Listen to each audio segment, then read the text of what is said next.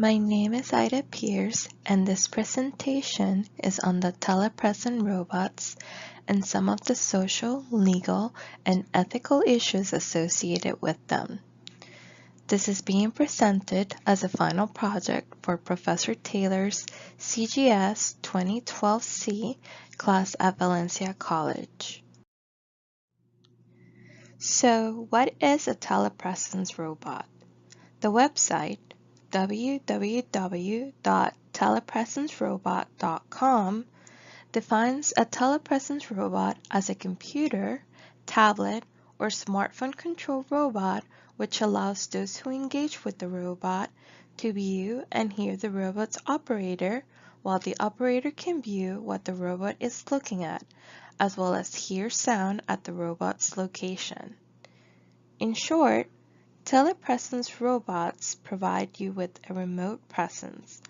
Short of touching items, you are on location whenever and nearly wherever you wish to be. This is basically a version of Skype or FaceTime on wheels. It allows the person controlling the robot to have an actual presence on site. The controller is able to control what they see and with whom they interact, giving them a much more interactive presence than a static application. In this modern and interconnected world, people are often extremely busy and need to be in multiple places. Companies span not just countries, but continents, and often people need to be in multiple places on the same day. A telepresence robot allows a business manager to supervise a remote office or tour a production facility on the other side of the planet. They can also allow medical experts to assist their colleagues with specific medical procedures or provide consultation to a remote patient. The telepresence robot also has multiple uses in the educational realm. It can allow sick or disabled children to attend classes and interact with their classmates. It can also allow people to remotely attend seminars. Basically, it enables people to connect remotely and actively participate in any working environment without having to be physically present. It is the you away from you. There are many different kinds and brands of telepresence robots. Some major producers of telepresence robots include iRobot, Double Robotics, Suitable Technologies, and PatBot. One example of a top-of-the-line robot is iRobot's AVA 500. This robot uses a mobile application for control. It maps out the offices and is capable of self-navigation. All the operator needs to do is schedule the meeting and tell the robot where it needs to go. The robot will then navigate on its own to the correct location and be ready for the meeting. The robot is also capable of recognizing when it needs to recharge, and will find its way back to the charging dock as needed. This frees the operator up to do more productive tasks.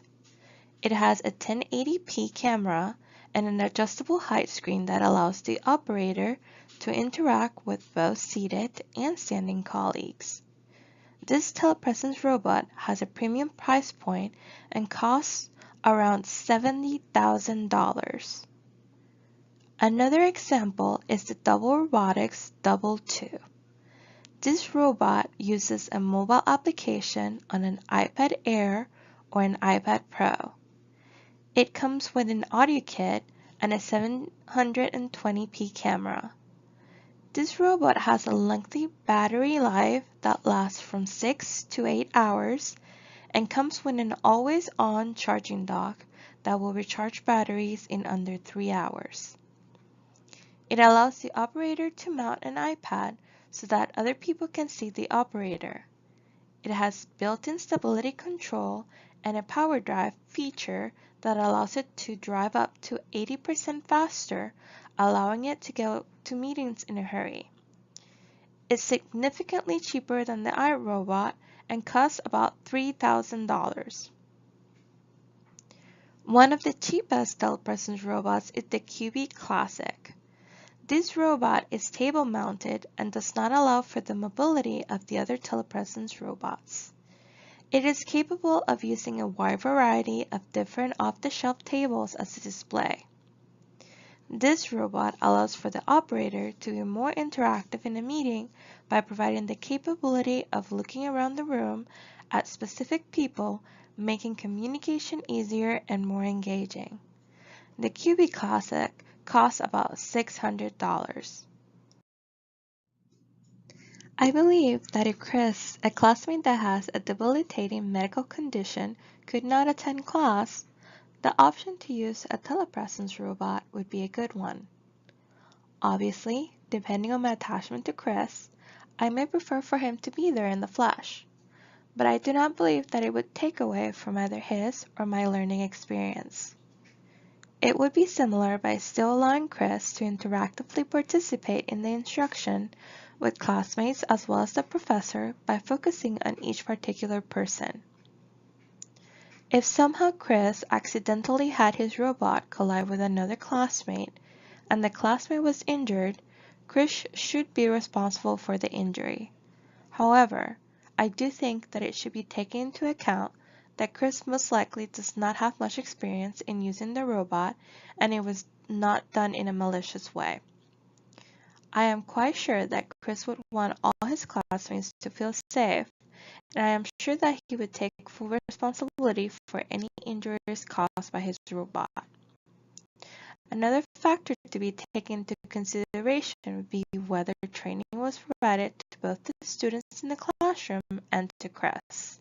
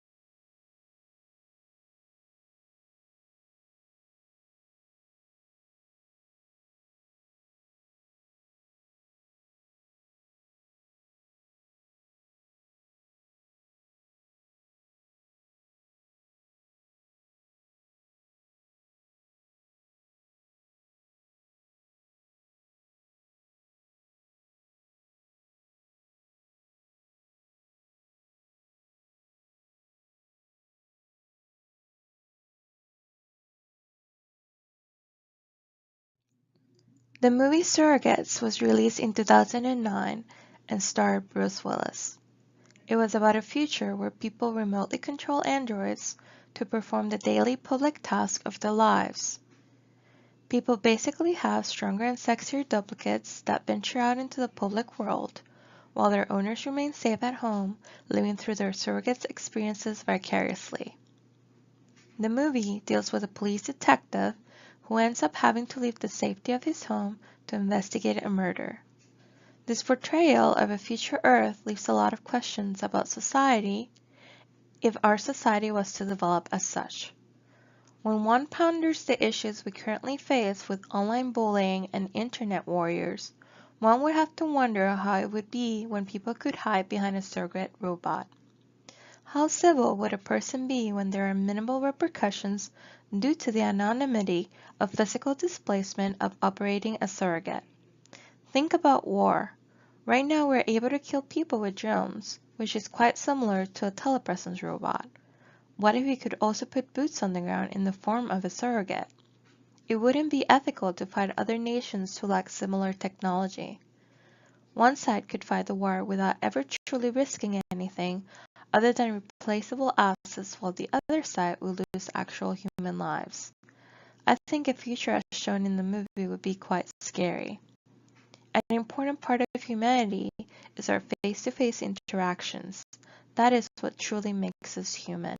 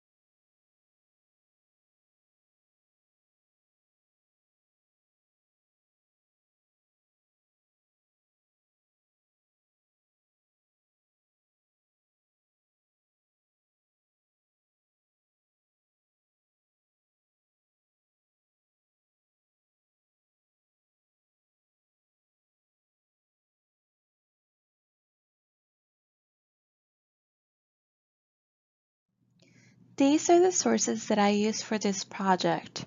For any further questions or inquiries, contact me using my Canvas or Atlas email. Thank you for listening to this presentation.